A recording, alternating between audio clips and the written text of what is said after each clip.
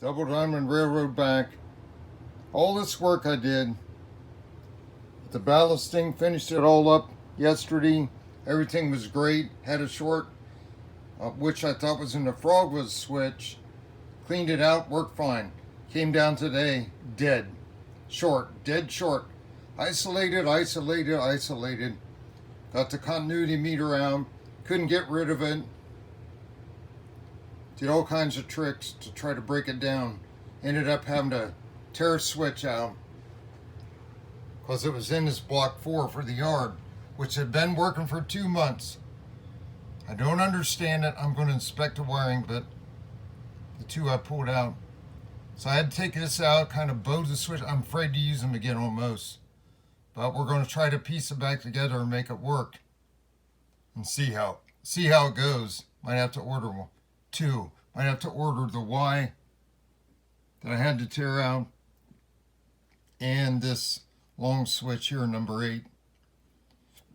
So it ends up, sorry, just had supper. Ends up, I was getting a short out here, back here, all the way back. And I couldn't isolate this down without, I went underneath and started clipping feeder wires.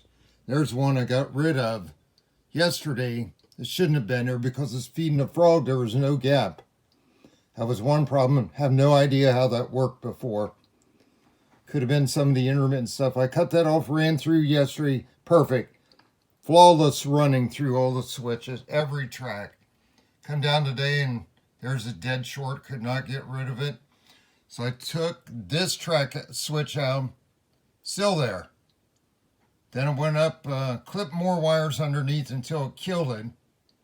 Still had a couple connected. So I tried to trace where they were, and I couldn't get rid of it. It said it was at this switch or somewhere on that track. I was hoping it wasn't back there where it's really hard to piece in. So I worked this Y out, got it out, damaged it partially because I had a gap back here. So I had to CA that in now and get that little piece of rail back on. So that's the one I might replace. I want to get it back together and make sure that it's all going to work the way it is before I go putting something new in. So, cut it down until I found, took that switch out. Only this track was by itself then. Let's see, right? This outer track then was by itself. So the short cleared. Up there it cleared. Didn't have a short. Moved down the line. Came right down. Because I tested here with an engine. Got to that switch. As soon as the wheels touched that track on the left right there, it shorted, stopped, went dead. So I tested with the meter all the way down to the right side of that white insulator. And then I crossed to the yellow tie. Tested there. Sure enough, short. This single track coming down here by itself, nothing but a single piece of flex all the way down, and it's shorted. So I thought, what the heck, how can that be? I scraped all that out in case there's some metal in there. Those are plastic, shouldn't do that.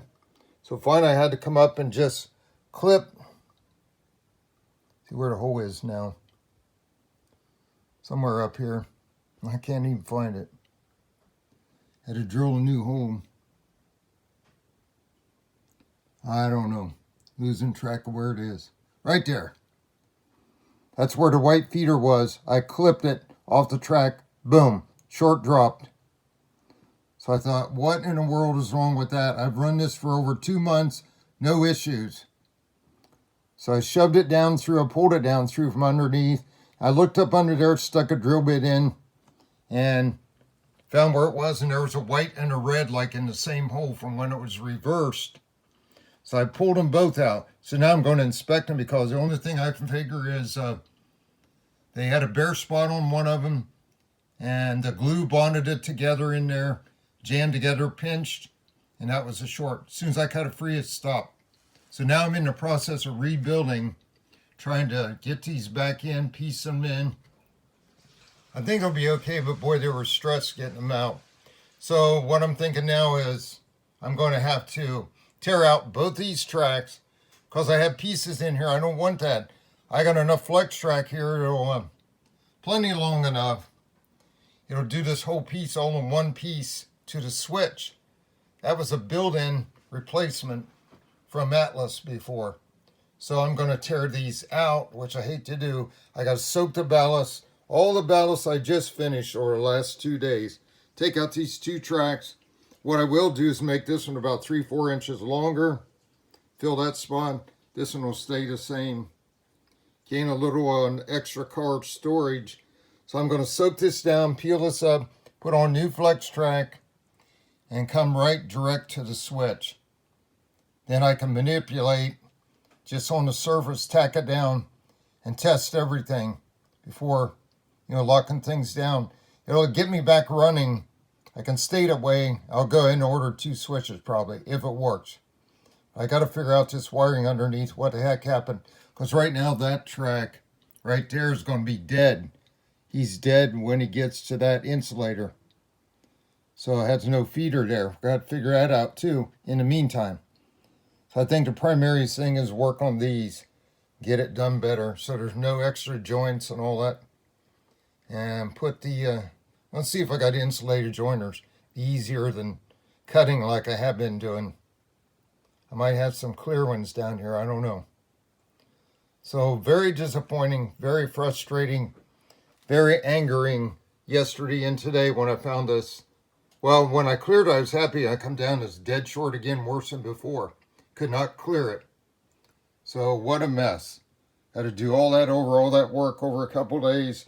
Did a really good job. That's all got to come out now. Wet it down, scrape off the ties and everything. So that's what we're going to do tonight. Was soak it and strip it. And see if I can get a temporary tracks back on, joined up to test with.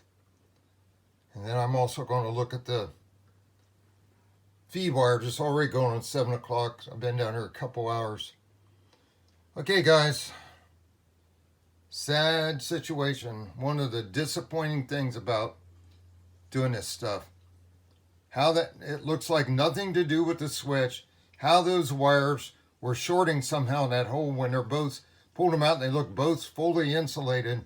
I have no idea. So we're going to tear it out and inspect the wire to see what happened here. See if we can diagnose what the heck happened. Figures, ran all that time, bare track, no ballast. It was fine. As soon as I ballasted, things changed. Don't know why. I thought it was in the switches, but no way. Because glue is an insulator, not a conductor. And I searched and searched. I couldn't find any metal, stuck somewhere trying to shorten the switch or anything. Took the switches out, no short. Except for on that track. So now we know it's right there in that wiring underneath. I got to rebuild all that because I cut about 12 wires off until I got down to the one, finally the last one, that was the one shorting. So it's all got to be redone again, all the white feeder wires underneath. They weren't clipped anyway, they were temporarily twisted together. Good thing. Okay, that's all for now. Have a great weekend waiting on the big winter storm. 5 to 8 inches here by Monday. And we're watching Nashville with the big stuff they may get. Up to a foot maybe. I got 3 families down there we're feeding info to. Take care. God bless. Double Diamond Railroad out.